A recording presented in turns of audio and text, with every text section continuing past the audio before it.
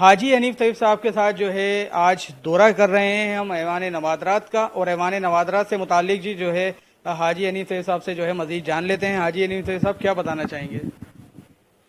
میں اصل میں یہ عرض کرنا چاہتا تھا کہ کاش اتنے سال ضائع نہ کیے جاتے ہمارے بابائے قوم کے نوادرات کو محفوظ کرنے میں، لیکن بس اب سوائے اس کے کہ صبر کا گھونٹ پی لیا جائے اور تو کوئی چارہ کار نہیں ہے۔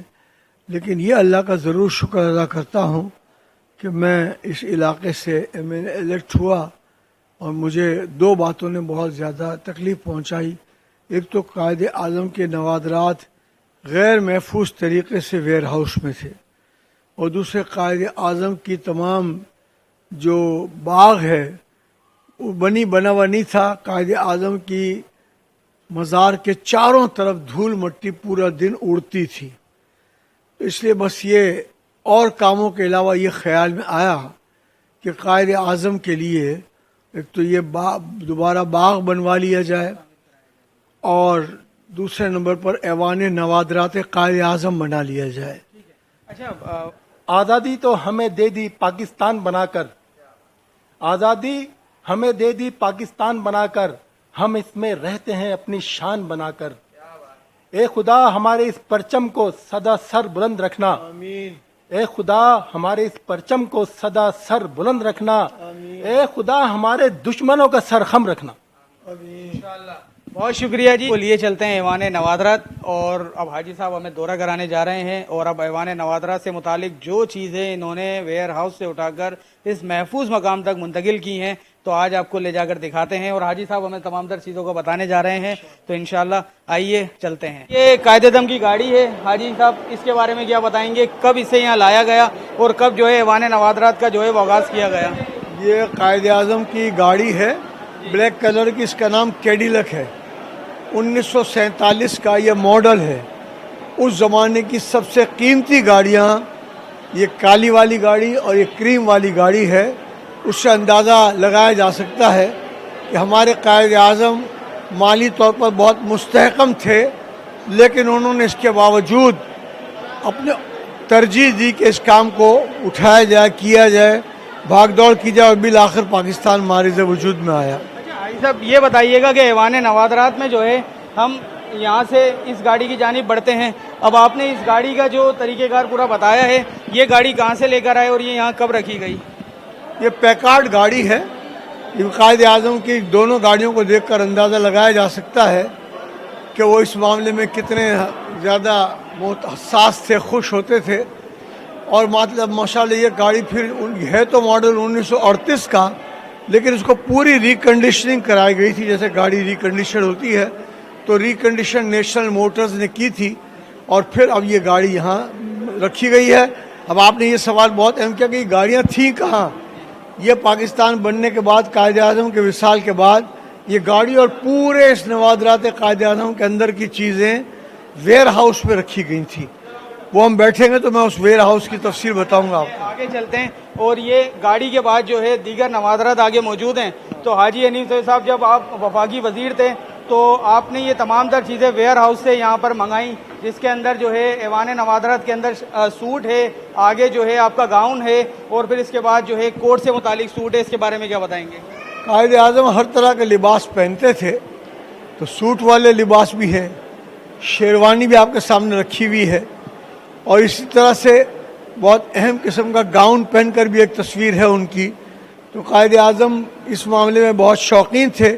یہ درمیان میں جو فوٹو ہے یہ ان کے بھائی کا ہے، ان کا نام احمد علی جناح تھا، ان کا محمد علی جناح تھا، ان کا نام احمد علی جناح تھا۔ تو ایسی تمام چیزیں جو بڑی قیمتی تھیں اور ادھر ادھر پڑی ہوئی تھی، سب کو ہم یہاں الحمدللہ جمع کر کے لے آئے ہیں۔ گاؤن کے بارے میں بتائیں، یہ گاؤن کب کا ہے اور کب اسے قائد اعظم نے استعمال کیا؟ قائد اعظم بیرسٹری کے دوران بامبے میں مختلف جگہوں پر کبھی پورا گاؤن پہن کر کے کورٹ میں جانا ہوتا تھا تو کورٹ میں جاتے تھے، اور اس کا ایک الحمدللہ نمونے کے طور پر اس کو یہاں محفوظ کر لیا گیا ہے۔ اسی طرح سے یہ قائد اعظم کی مختلف نوادرات جو ہیں وہ جمع کر لی گئی ہیں تاکہ لوگ آئیں، دیکھیں، شوق کریں۔ اور یہ انگلینڈ کی چیزیں بنی ہوئی، یہ والی چیزیں ہیں وہ زیادہ انگلینڈ میں بنی ہوئی ہیں. تو اللہ تعالیٰ. اچھا یہ چوڑی دار پاجامہ یہ بھی آپ ان کے اندر دیکھیں، اور یہ ادھر پاجامہ دکھایا گیا ہے، ادھر پہنے ہوئے ہیں، یہ پاجامہ ادھر بھی پہنے ہوئے ہیں. تو یہ ایک بڑی اہم بات ہے. وہ سوٹی لے کر، جو سوٹی اس اوپر سوٹی ہاتھ میں نا، یہ سوٹی نیچے لگی ہوئی ہے، سامنے رکھی گئی تاکہ سامنے کے سامنے مثال ہو جائے. اچھا بالکل، سوٹی بھی موجود ہے، چھڑی بھی موجود ہے، شیروانی بھی موجود ہے اور چھتری بھی موجود ہے. اس کے بارے میں بتاتے ہیں. وہ یہ کہ یہ تمام بتانا مقصود یہ کہ قائد اعظم کس طرح سے رہتے تھے. تو اب یہ اگر مثال کے طور جوتے یہ پہنے ہوئے ہیں، یہ پاجامہ پہنا ہوا ہے شلوار ٹائپ کا، شیروانی، تو یہ پیچھے والا فوٹو ہے جس میں تمام چیزیں وہ استعمال کر رہے ہیں. تو مقصد یہ کہ صرف باتوں کے بجائے قائد اعظم شلوار اور شیروانی پہنے ہوئے اس فوٹو کے نیچے لکھا ہوا ہے. تو تقریباً سب جگہ یہ کوشش کی گئی ہے کہ جو چیزیں قائد اعظم نے جیسے استعمال کی وہ رکھی جائیں. اسی طرح سے یہ فوٹو بامبے کا ہے، کیونکہ بامبے میں، دہلی میں اور ہر جگہ پریکٹس کرتے تھے، انٹرنیشنل شہرت کے حامل تھے. اور انہوں نے جو اس میں جوتے پہنے نا، یہ جوتے سارے کے سارے مختلف ڈیزائنوں کے یہ جوتے یہاں پر رکھے ہوئے ہیں. اب مثال کے طور پر یہ جہاز سے اتر رہے ہیں، ایئرپورٹ سے جہاز سے اتر رہے ہیں، تو جو کپڑا پہنا ہوا ہے وہ جوتے پہنے ہوئے، کپڑے بھی پیچھے رکھے ہیں اور جوتے بھی. اور جو سوٹی کے ساتھ یہ اتر رہے ہیں، سوٹی بھی یہاں، اس میں سوٹی بھی لگی ہوئی ہے. اچھا اس میں دیکھیے کہ ہر نیب نیاب انداز کے جوتے ہیں. یہ آپ نے کس طرح یہ جمع کیے جب آپ وفاقی وزیر تھے؟ کیونکہ ایک وفاقی وزیر کے لیے سب سے بڑا یہ چیز ہوتی ہے کہ وہ اپنی عوام کو کس طرح محسوس کرائے. تو مجھے بتائیں آپ کہ کیا اس وقت جو ہے نا ویوز تھے، کیا تاثرات تھے کہ جب آپ نے یہ سب چیزیں جمع کی ویئر ہاؤس سے، اور اس کے علاوہ اور کہاں تھی یہ چیزیں؟ یہ تو اللہ تعالیٰ نے کرم کیا. ہمارے پرانے ذمہ دار لوگ بھی بیوروکریسی میں بھی اور سیاست میں ہوتے تھے، تو ان لوگوں نے یہ تمام چیزیں سنبھال کے رکھی تھی، لیکن رکھی ویئر ہاؤس میں تھی. ویئر ہاؤس سیفٹی نہیں ہے، ایک بھی چوہا گھس جائے گا نا تو ستیہ ناش ہو جائے گا. آپ دیکھیے کہ یہ جو جوتے اوپر پہن کے بیٹھے ہوئے ہیں نا، یہ جوتے نیچے رکھے ہوئے ہیں، براؤن اینڈ وائٹ، یہ میچنگ ہے. اور یہ تمام چیزیں پہلے منتشر جگہ پر ادھر ادھر تھیں. اس میں بہت سے جوتے ایسے جو سفر کے دوران، جیسے یہ پنجابی کی اسٹائل کی جو رکھے ہوئے ہیں، شاہی سلیم شاہی ٹائپ کی چیز ہے یہ بھی. تو یہ چیزیں ہیں کہ وہ اس کو محفوظ کر کے یہاں رکھ لیا گیا. صوفہ سیٹ کہاں سے لایا گیا اور کس طرح سے یہاں تک جو ہے وہ منتقل کیا گیا؟ مجھے جب بتایا گیا نا کہ قائد اعظم کی ایسی تمام نوادرات ویئر ہاؤس میں محفوظ ہیں، تو پھر میں نے میٹنگ بلائی، اور میٹنگ میں بلا کر کہا کہ آپ نے یہ محفوظ کیوں رکھی ہے، آپ یہاں ریسٹ ہاؤس یہاں پورے کا پورا ایک بنائیں. تو الحمدللہ اسی نشست میں میں نے فیصلہ کیا، ڈیٹ بھی فکس کی کہ 25 دسمبر 87 کو میں افتتاح کرنا چاہتا ہوں. فنڈ قائد اعظم کے لیے ہمارے پاس موجود تھا، تو پھر مجھے پتہ تو ہوتا ہے کہ 2-3 مہینے لیٹ ہو جاتا ہے. تو 23 مارچ 1988 کو اللہ تعالیٰ کے فضل و کرم سے اس کا میں نے افتتاح کیا. یہ چھوٹا سا ایک ان کا کمرہ تھا، اور BBC سمیت کئی بڑے بڑے اداروں کو یہاں بیٹھ کر آپ انٹرویو دیتے تھے. اور مثال کے طور پر یہ دیکھیں سامنے BBC کو انٹرویو دے رہے ہیں، اسی صوفے پہ بیٹھے ہوئے ہیں، یہی قالین لگا ہوا ہے، یہی جوتے پہنے ہوئے، اور BBC کرسپونڈنٹ کو انٹرویو دیتے ہوئے اس کا تذکرہ موجود ہے. تو اس لحاظ سے بڑی ایک پورے پاکستان کے لوگوں کو آنے اور دیکھنے کے لیے ایک بڑی قیمتی چیز اللہ تعالیٰ نے عطا فرما دی. اچھا حاجی صاحب، اس کے بعد یہ پورا کمرے کا ایک پورا سسٹم ہے. ہمارے پاس ڈائننگ ٹیبل ہے، تصاویر ہیں فاطمہ جناح صاحبہ کے ساتھ. پھر یہاں پر جو ہے ہمارے پاس موجود ہے یہ کمرے کی جو خاص چیزیں، اس بارے میں بتا دیجیے. سب سے بڑی چیز ہے ٹائیگر اسکن. یہ ٹائیگر کی اسکن ہے. بالکل، یہ دیکھیے گا پہلے ٹائیگر اسکن. یہ ہندوستان کی ٹینری کلکتہ میں تھی، ہندوستان ٹینری کلکتہ، انہوں نے یہ قائد اعظم کو دی تھی، ایک تحفے میں دی تھی. تو یہ کہیں ضائع ہو جاتی، اس کے بجائے اس کو یہاں رکھ دیا گیا ہے. اور ہر چیز کو محفوظ رکھنے کے لیے جو سائنٹیفک انٹرنیشنل سٹینڈرڈ کے مطابق یہاں پر کیمیکل اس طرح کے رکھے گئے ہیں کہ ضائع نہ ہو، پریزرو کر کے رکھے. اچھا، یہاں پر ڈائننگ ٹیبل موجود ہے. اس کے علاوہ جو ضرورت زندگی کی چیزیں ہیں یہ بھی آپ نے یہاں پر رکھی ہیں. ہاں، یہ ڈائننگ ٹیبل بھی میں تمام کراکری کے غیر محفوظ طریقے سے ویئر ہاؤس میں رکھا تھا. اللہ تعالیٰ نے توفیق دی تو ابھی آپ دیکھیں کتنا اچھا اس زمانے کا یہ بتایا جا رہا ہے کہ یہ 42, 43, 45, 47 کا ہوگا، وہ محفوظ ہے. اور اس پر الحمدللہ کبھی کبھار کسی کے ساتھ، فیملی کے ساتھ، کسی مہمان کے ساتھ کھانا کھانے کا انتظام ہوتا تھا. یہ کراکری بھی اس زمانے کی ہے. اور یہ تصاویر محترمہ فاطمہ جناح کے ساتھ، اپنی بہن کے ساتھ، ان کی بہن جو ہے شیرین بائی کی تصویر بھی ہے، کالے چشمے والی تصویر جو ہے وہ ان کی ہے. برابر میں ان کی اہلیہ کی رتن بائی کی تصویر ہے. تو یہ قائد اعظم کی تصاویر ہیں. اور یہ بعد میں ایک چھوٹا سا اور بھی ہے کہ اگر اضافی کراکری جو ہے وہ اس میں محفوظ رکھ لی جاتی تھی. جی صاحب، آپ کی اچیومنٹ تو میرے خیال میں کبھی نہیں بھلائی جا سکتی. نسلیں در نسلیں جو ہے ان تمام تر چیزوں سے محظوظ ہوتی رہیں گی. یہاں پر جو ہے گول سے متعلق، اب قائد اعظم کافی پسند کرتے تھے گول سے متعلق، تو یہاں پر پاؤچ، پھر پلیئر جو مطلب کھلاڑی کے لیے ضروری ہوتی ہیں اس کے اوزار، اس سے متعلق اس کے بارے میں بتا دیں. وہ ساری چیزیں چونکہ پبلک کو یہ پتہ چلے کہ ہمارے قائد کو اس کا شوق تھا، اس لیے یہ ایک الگ شعبہ بنا دیا گیا ہے تاکہ اس ایک کنسنٹریشن ہو جائے گا کہ وہ کھیل کو بھی اہمیت دیتے تھے. اور ظاہر ہے کہ اس کے بعد لوگ آتے ہیں، دیکھتے ہیں، ورنہ ادروائز قائد اعظم نے پاکستان بنا اس سے زیادہ لوگوں کو معلوم نہیں ہے. یہاں آئے گا تو ہر شعبے کا پتہ چلے گا. پھر اسی طریقے سے وہ آگے آئیں گے تو یہاں پر وہ نیب نایاب تلواریں موجود ہیں، یہ بھی آپ نے جمع کی. یہ بھی کیا ساری ویئر ہاؤس میں تھی؟ کیا اس کا خیال نہیں رکھا جاتا؟ کوئی رکھا نہیں جاتا تھا خیال. اللہ نے اس خادم بندے کو یہاں سے ایم این اے الیکٹ کیا، توفیق دی کہ یہ ویئر ہاؤس میں کیوں ہو، یہ اس طرح سے ایک میوزیم میں کیوں نہ ہو. تو جب میں بیٹھوں گا تو میوزیم کے بارے میں تاخیر کیوں ہوئی وہ اس پر الگ روشنی ڈالوں گا. ایک بات بتا دیں، چلیں یہاں موجود ہیں، اب یہ تمام تر چیزیں جب ویئر ہاؤس سے جمع کی گئیں، اس سے پہلے کی کیا تاثرات تھے جب آپ کو یہ بتایا گیا کہ یار قائد اعظم جس نے پاکستان بنایا، فاؤنڈر آف پاکستان، اس کی چیزیں ویئر ہاؤس میں موجود ہیں، تو آپ کے کیا تاثرات تھے؟ ایک دم سے مجھے سناٹا ہو گیا، دل کو دھڑکا سا لگا کہ ہمارے قائد کے ساتھ ہمارا یہ سلوک ہے. 39 ایئرز اینڈ ہاف، یعنی 39.5 سال تک یہ قیمتی چیزیں ویئر ہاؤس میں رکھی. نہ ہمیں خدا کا خوف آیا، نہ آنکھوں میں کوئی شرم و حیا آئی. لیکن میں نے جب سنا تو اسی نشست پہ جس میں سنا اسی کی میں صدارت کر رہا تھا اور اسی میں فائنل فیصلہ کر لیا اور ڈیٹ بھی اسی میں فکس کرا دی کہ تاخیر نہیں کرنی ہے. اچھا، اب یہاں پر قائد اعظم کی بڑی امپورٹنٹ اور خاص چیز ہے، یہ بیڈ ہے، ساتھ الماری ہے، شیشہ ہے اور ساتھ ڈائننگ وغیرہ کا پیچھے سلسلہ دکھا دیا. یہ بھی آپ نے وہیں سے لیا؟ ویئر ہاؤس میں سیف تھا یہ بھی؟ یہ سب چیزیں ویئر ہاؤس میں تھی، وہاں سے لی. اور اس کو سامنے پیش کرنے کا مقصد یہ ہے کہ ہمارے قائد کی زندگی کتنی سادہ تھی.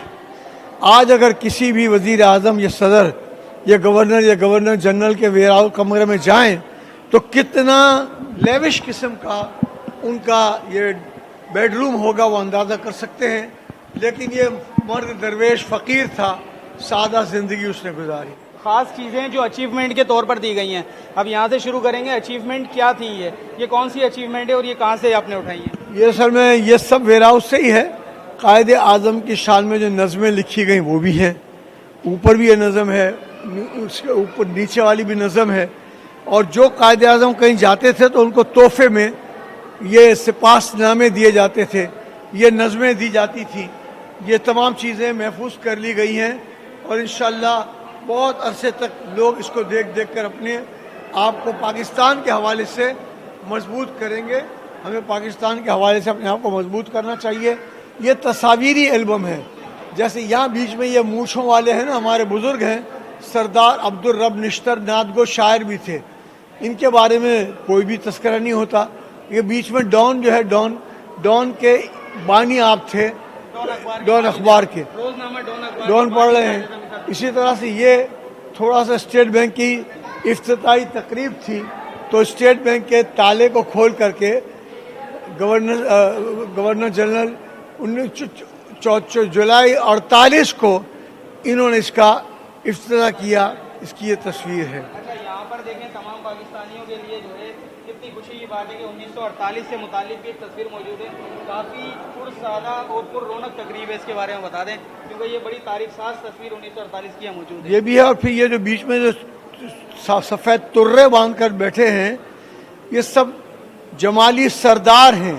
जिन्होंने कायद आज़म से मुलाकात की थी 1940 में, और ये मीर ज़फ़रुल्लाह जमाली साबिक़ वज़ीर आज़म मरहूम के उस पुराने आबा अजदाद हैं।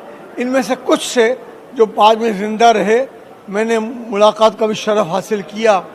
कायद आज़म इस तरह से पूरी तरह से कायद आज़म के इंतकाल पर ये मजमा है, ये मजमा है, और कायद आज़म को उनके लाया जा रहा है झोले में, झोली जनाजा है जो जनाजा है, कब्रगाह की जानिब लाया जा रहा है। कब्रगाह की जानिब लाया जा रहा तस्वीर भी वेयर हाउस में थी। है। ये तस्वीर तमाम चीज़ें वेयर हाउस में, और कुछ हमारी पाकिस्तान में जो मुख्तलिफ म्यूज़ियम्स थे, ख़ास तौर पर कराची के म्यूज़ियम, तो उसके डीजी आर्काइव्स थे, उनसे मैंने दरख्वास्त की, तो उन्होंने सब जगह से ये जमा की। और ये ख़वातीन, मोहतरमा फातिमा जिना भी और ख़वातीन भी कायद आज़म के इंतकाल पर अश्कबार हैं, रो रही हैं, पूरी कौम ही रो रही थी। काश के उनको ज़रा ज़्यादा वक्त मिल जाता। कायद आज़म की ये तस्वीर भी तारीख़ी है कि 1947 की 15 अप्रैल को लॉर्ड माउंट बेटन और उनकी वाइफ के साथ एक तस्वीर तारीख़ी है। और इस लॉ गैलरी के अंदर वो तमाम तर कानूनी पेचीदगी से मुताल्लिक़ किताबें यहाँ मौजूद हैं, क्या कहना चाहेंगे? ये साथ ही उनका ऑफिस था, उसमें बैठते थे, यहाँ से वो किताबें लेते थे, पढ़ते थे और रखते थे। कम से कम यहाँ आने वाला ये तो देखेगा कि हमारे कायद कितने हाईली क्वालिफाइड थे, उनके इल्म की शोहरत पूरी दुनिया में थी। ये तस्वीर उनके दिल्ली के दफ्तर की है, ये वाले, और ये तस्वीर बॉम्बे के दफ्तर की है। तो अंदाज़ा लगाओ कि कितनी बड़ी शख्सियत थी कि बुनियादी तौर पर तो कराची के रिहायशी थे, लेकिन बॉम्बे में अलग दफ्तर था। ये इस तरह फिर यहाँ पर देखा जाए तो दीगर ये जो ज़रूरी चीज़ें हैं सारी, जिनके अंदर ये वो टेबल है जहाँ पर कायद आज़म बैठकर स्टडी किया करते थे, इससे मुतालिक भी बताएं कुछ। ये कायद आज़म के मुताले का दफ्तर था। क्लाइंट्स को बैठकर यहाँ डिस्कस करते थे, नोट लिखते थे, वो पेन भी मौजूद है। अच्छा, बाज़ औक़ात पेन से थोड़ी स्याही ज़्यादा खारिज हो जाती है, तो उसको मिटाने के लिए भी एक रब करने के लिए वो इंतज़ाम होता था। तो ये उनका अल्हम्दुलिल्लाह ये महफूज है, और इसमें आपके मुताला करते हुए की तस्वीर भी मौजूद है कि आप मुताला फरमा रहे हैं। मुताले के बहुत बड़े शौकीन थे। कुरान मजीद के नुस्खे हैं, इंग्लिश तर्जुमा भी है, खाली कुरान मुख्तलिफ तरीके के छपे हुए छोटे बड़े दरमियाने और इससे बड़े ये सब मौजूद हैं। इसी तरह जो डाक टिकट जारी होते थे और सिक्के, तो वो बतौर तोहफा दिए जाते थे। तो वो इस तरफ डाक के टिकट हैं, उस तरफ सिक्के हैं।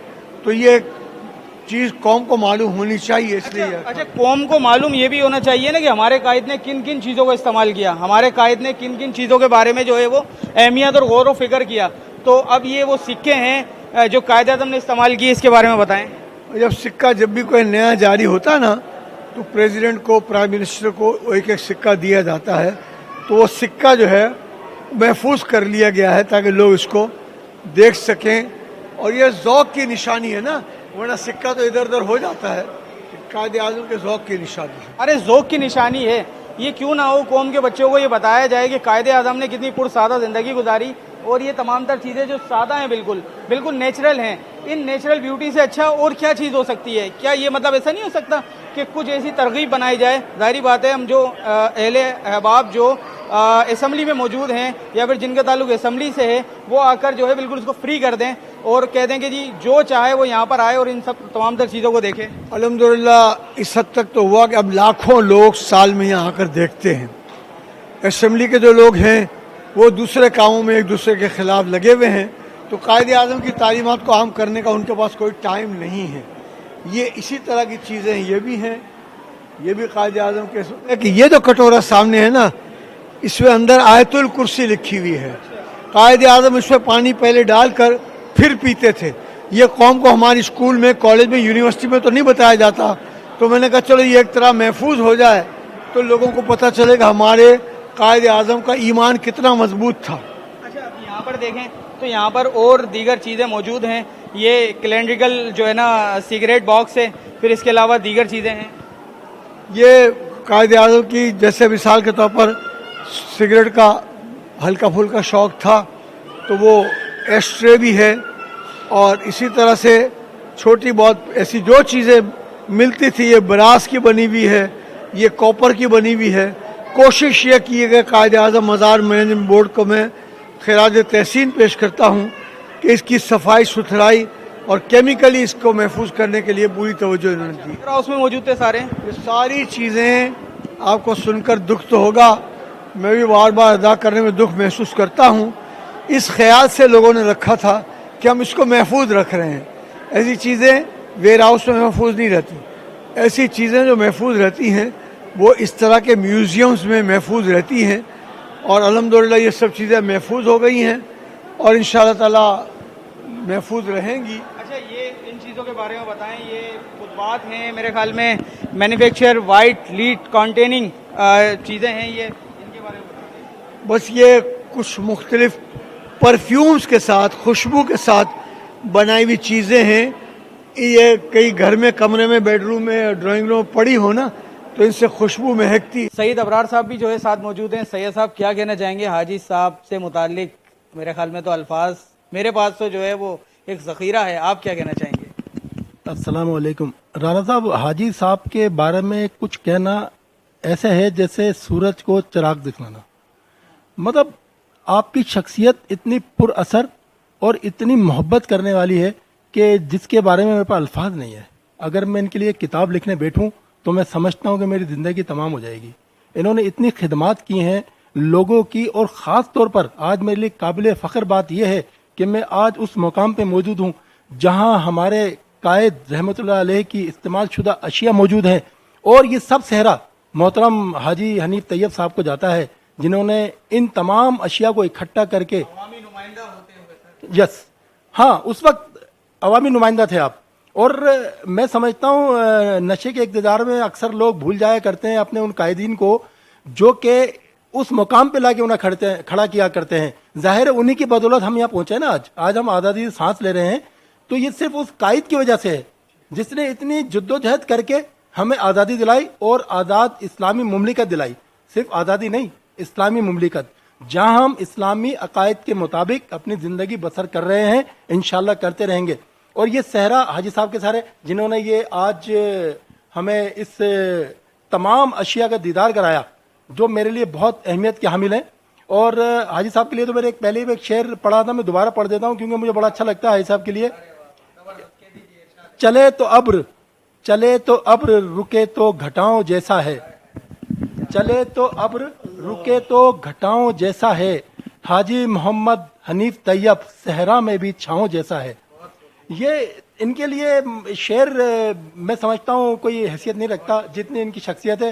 آخری سوال کچھ یوں ہے کہ ہم اس وقت ایوان نوادرات میں موجود ہیں. آپ الحمدللہ 2 بار MNA رہے، وفاقی وزیر رہے. آپ نے ایوان نوادرات کو یہاں تک پہنچا کر قوم کا اہم فریضہ ادا بھی کر دیا، اور آج قوم جو ہے آپ پر فخر بھی محسوس کرتی ہے. ابھی کافی زیادہ رش دکھائی دے رہا ہے ہمارے ارد گرد. لوگ ہمیں سن رہے ہیں، لوگ سننا چاہتے ہیں، خالی تصویر نہیں دیکھنا چاہتے. آپ نے تصویر بھی دکھا دی، آپ نے واقعات بھی دکھا دیے، آپ نے لوازمات بھی مکمل کر دیے، آپ نے کھٹائی مرچیں ڈال کر اور مزید چٹپٹا بنا دیا، اور آپ نے اس کے اوپر مزید متعلقہ طور پر ساری چیزیں بتا کر جو ہے سونے پہ سہاگا کر دیا. آخر میں کیا کہنا چاہیں گے؟ آج بابا قوم کے مزار پر ہم موجود ہیں جنہوں نے ہمیں پاکستان دیا، ورنہ آج ہم غلام ہوتے، اور آج ہم الحمدللہ آزاد زندگی گزار رہے ہیں. اللہ کو منظور تھا، اللہ تعالیٰ قائد اعظم کو اور 10 سال حیات عطا فرماتا تو پاکستان کو ان کے خواہشات کے مطابق ہم بنا لیتے. ان کا وصال جلدی ہو گیا. نوابزادہ لیاقت علی خان کو شہید کر دیا گیا، جس کے نتیجے میں پاکستان اس شکل میں نہیں ابھر سکا جس شکل میں قائد اعظم اپنی تقاریر کے ذریعے سے، اپنے خطوط کے ذریعے سے ابھارنا چاہتے تھے. اور قائد اعظم نے اس سلسلے میں بڑی بات یہ ہے کہ محسوس کیا کہ عوام الناس کو سپورٹ حاصل کرنے کے لیے علماء اور مشائخ سے رابطہ قائم کرنا پڑے گا. اس لیے قائد اعظم امیر ملت پیر سید جماعت علی شاہ صاحب کے پاس بھی گئے. قائد اعظم پیر خواجہ عبدالرحمن بھرچونڈی شریف والوں سے بھی ملے. قائد اعظم پیر مان کی شریف سے بھی ملے. قائد اعظم پیر زکوڑی شریف سے بھی ملے. قائد اعظم نے مولانا عبدالحمید بدایونی رحمۃ اللہ علیہ سے بھی ملاقات کی، اور ان کی بصیرت دیکھیے کہ 23 مارچ 1940 کو جو منٹو پارک جو قائد علامہ اقبال کا مینار پاکستان اور گریٹر مینار پاکستان ہے، اس میں جو 23 مارچ 1940 کی تقاریر کی تو ہر زندگی کے شعبے کو نمائندگی دی تھی. تو ایک پیر طریقت سے خطاب کروایا شیخ الاسلام خواجہ محمد قمر الدین سیالوی رحمۃ اللہ علیہ سے، دوسرا عالم دین علامہ عبدالحامد بدایونی رحمۃ اللہ علیہ سے خطاب کرا. لیکن 23 مارچ کو ٹی وی کے پروگرام ہو، ریڈیو کے پروگرام ہو، ہمارا کالج ہو، اسکول ہو، یونیورسٹی ہو، ان دو ہستیوں کا تذکرہ بالکل تاریخ دانوں نے غائب کرنے کی کوشش کی ہے. یہ نامناسب نہیں ہے، اپنے محسنوں کو ہمیں بھولنا نہیں چاہیے. اور یہ نوادرات قائد اعظم کے بارے میں میری رائے یہ ہے کہ کالج کے لوگ یہاں دیکھنے کے لیے وزٹ کرنے کے لیے ٹائم فکس کر کے آئیں، یونیورسٹیز کے ڈیلیگیشن بھی آئیں، تو انشاءاللہ تعالی گرلز کالجز اور گرلز یونیورسٹیز کے لوگ بھی بچیاں آئیں تو انہیں پتہ چلے گا کہ ہمارے father of the nation Quaid Azam محمد علی جناح کیا